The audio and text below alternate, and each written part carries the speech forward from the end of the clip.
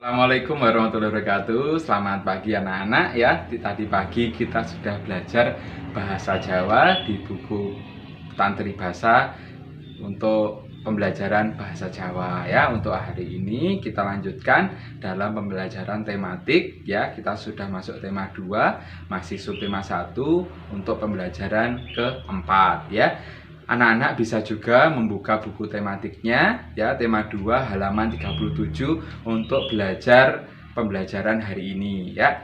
Hari ini kita akan membahas mengenai bidang pariwisata ya. Sesuai dengan wilayah kita di Kota Batu ya.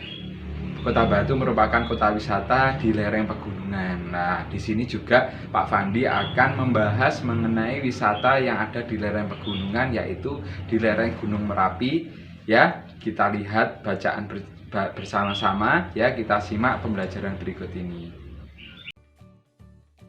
Ada bermacam-macam jenis usaha yang memanfaatkan sumber daya alam, seperti pertanian, perkebunan, kehutanan, perikanan, dan bertambangan. Ada pula jenis usaha lain yang memanfaatkan sumber daya alam, yaitu usaha pariwisata. Sekarang mari kita belajar lebih jauh tentang usaha bidang pariwisata.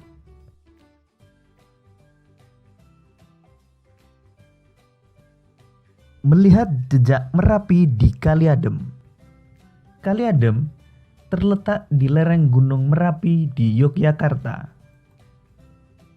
Dahulu tempat ini terkenal sebagai lokasi perkemahan yang asri. Fasilitas di areal wisata Kali Adem dahulu cukup komplit. Ada pendopo, gedung pertemuan, kios-kios, warung, gardu pandang, lapangan untuk perkemahan, toilet, dan sebagainya. Akan tetapi, setelah Merapi meletus pada bulan Juni 2006, sebagian besar fasilitas itu lenyap terkubur lahar.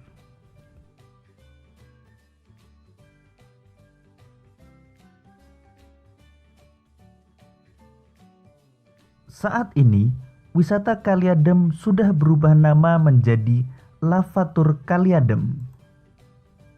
Sebagian besar pemandangan Kali Adem berupa hamparan pasir dan batuan bekas lahar.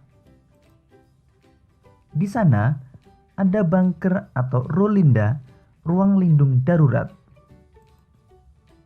Bunker ini dibangun untuk tempat berlindung jika tiba-tiba Gunung Merapi menyemburkan awan panas.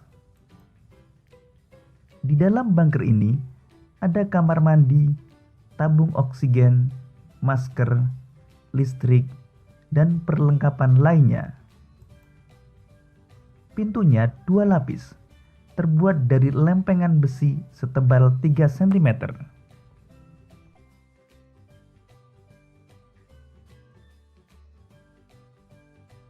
Sahabat cerdas, berdasarkan bacaan melihat jejak Merapi di Kali Adem, coba buatlah kalimat tanya dengan menggunakan kata tanya apa, di mana, dan bagaimana. Kata tanya apa digunakan untuk menanyakan benda, keadaan, atau perbuatan. Jawaban dari pertanyaan dengan kata tanya apa berupa benda, pengertian, keterangan, ataupun penjelasan dari apa yang ditanyakan. Contoh kalimat tanya menggunakan kata tanya apa. Apa fasilitas yang ada di Kali Adem? Jawabannya, fasilitas di Kali Adem antara lain pendopo, gedung pertemuan, kios-kios, warung, gardu pandang, lapangan untuk perkemahan, toilet, dan sebagainya. Kata tanya di mana digunakan untuk menanyakan tempat. Jawaban dari pertanyaan dengan kata tanya di mana berupa nama tempat kejadian yang ditanyakan. Contoh kalimat tanya menggunakan kata tanya di mana. Di mana letak Kali Adem? Jawabannya, Kaliadem terletak di lereng Gunung Merapi di Yogyakarta. Kata tanya bagaimana digunakan untuk menanyakan cara atau proses sebuah peristiwa berlangsung, serta untuk menanyakan keadaan atau kejelasan suatu hal. Jawaban dari pertanyaan dengan kata tanya bagaimana berupa keadaan atau kejelasan suatu hal, serta cara atau proses suatu peristiwa berlangsung. Contoh kalimat tanya menggunakan kata tanya bagaimana. Bagaimana kondisi fasilitas di Kaliadem setelah Merapi meletus? Jawabannya, setelah Merapi meletus, sebagian besar fasilitas lenyap terbakar lahar. Sahabat cerdas, kalian telah belajar membuat kalimat tanya berdasarkan bacaan. Selanjutnya, mari kita lanjutkan pembelajaran kita tentang usaha bidang pariwisata.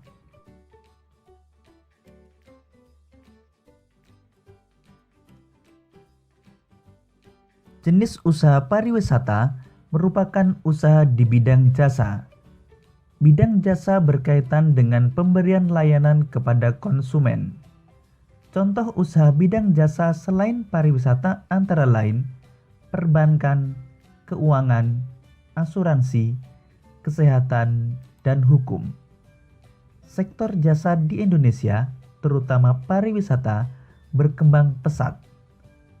Pesatnya jasa pariwisata didukung potensi panorama alam Indonesia yang elok.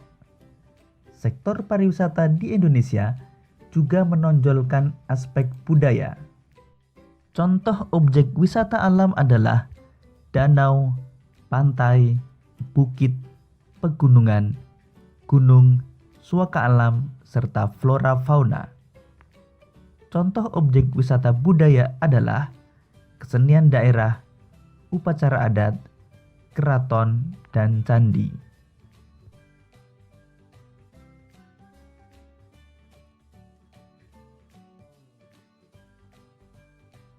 Berkembangnya sektor pariwisata menumbuhkan usaha-usaha penunjang jasa pariwisata.